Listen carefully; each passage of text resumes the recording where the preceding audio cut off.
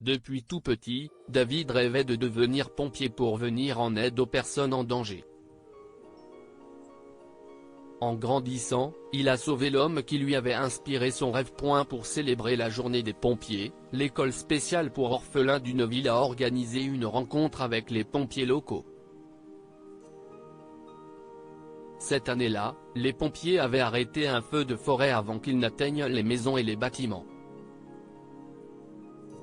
Le journal local a donc célébré leur exploit en publiant un article sur eux à la une.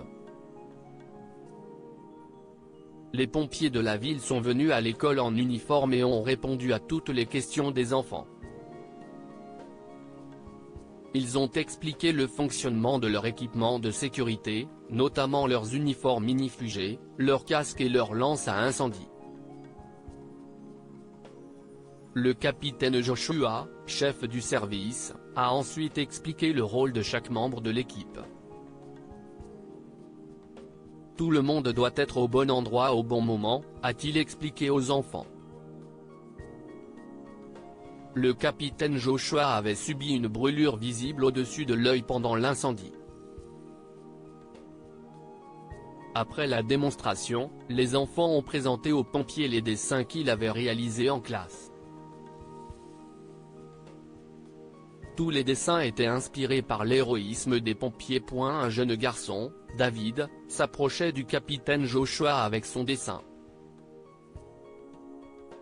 Il avait collé la photo de la première page du journal sur son dessin. Joshua remarqua ce jour-là que le jeune garçon avait une tache de naissance au même endroit que sa brûlure.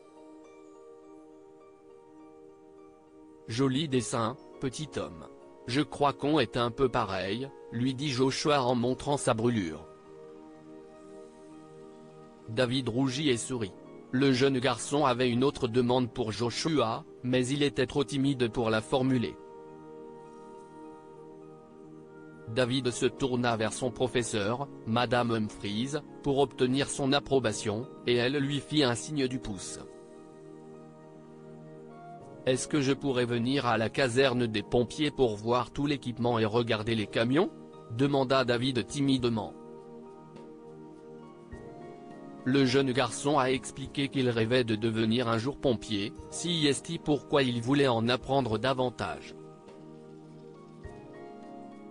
Le capitaine Joshua a dit à David qu'il serait heureux de lui faire la visite, mais seulement si Madame Humphries était d'accord. « Je serais ravi de vous accompagner, David et toi, dans la visite de la caserne, mais il y a quelque chose que vous devez savoir, » a dit Madame Humphries au capitaine. Tout en regardant le jeune garçon jouer avec ses amis, l'enseignante a pris une grande inspiration avant de dire « La raison pour laquelle il est si obsédé par les pompiers, c'est qu'il a perdu ses parents dans un incendie. » Le capitaine Josué a donc estimé que la visite serait bénéfique pour David et a accepté de le faire. Ce samedi-là, Joshua, Madame Humphries et David ont tous visité le service des incendies au cours de la matinée, afin que ce ne soit pas trop mouvementé. Joshua a présenté David à ses coéquipiers et lui a fait faire le tour de la ville dans l'un des camions.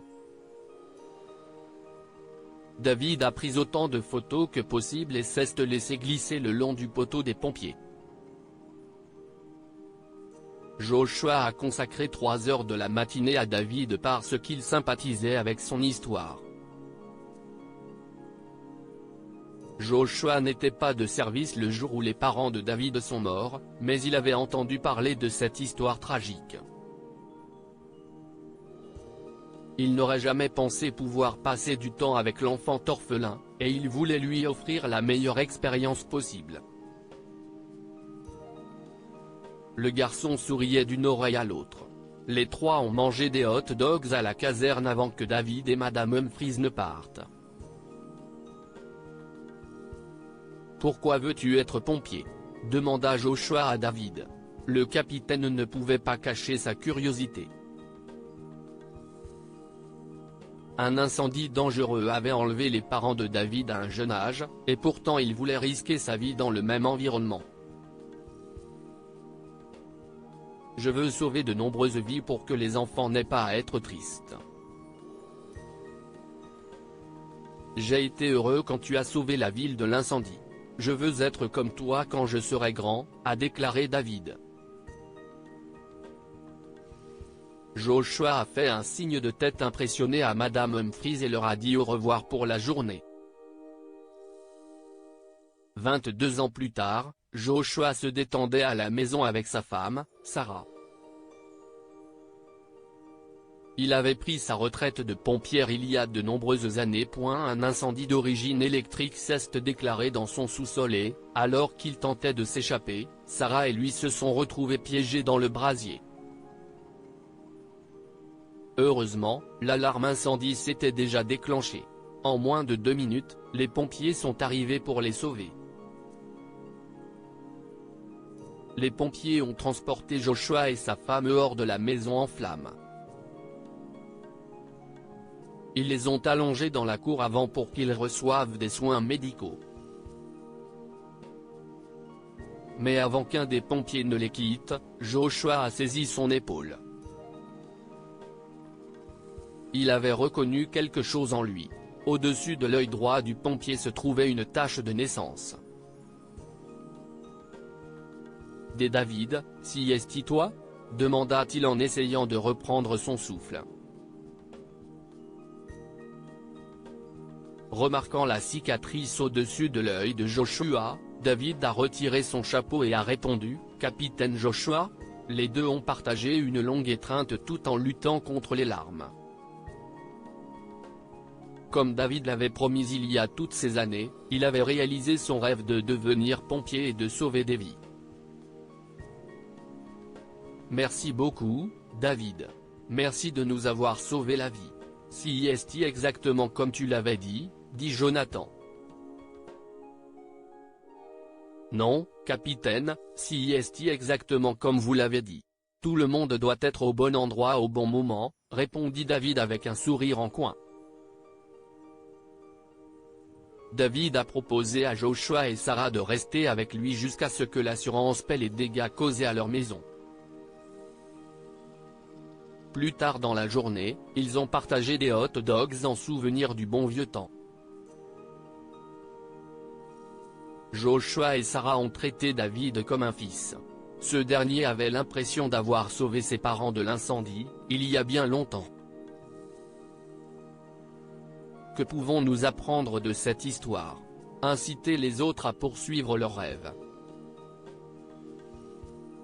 Jonathan a aidé David à croire en lui, et plus tard dans sa vie, David a réussi à réaliser son ambition.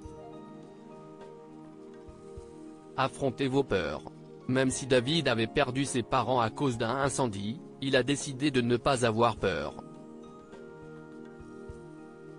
Au contraire, il a vaincu le feu et peut maintenant sauver des vies. Partagez cette histoire avec vos amis. Elle pourrait égayer leur journée et les inspirer.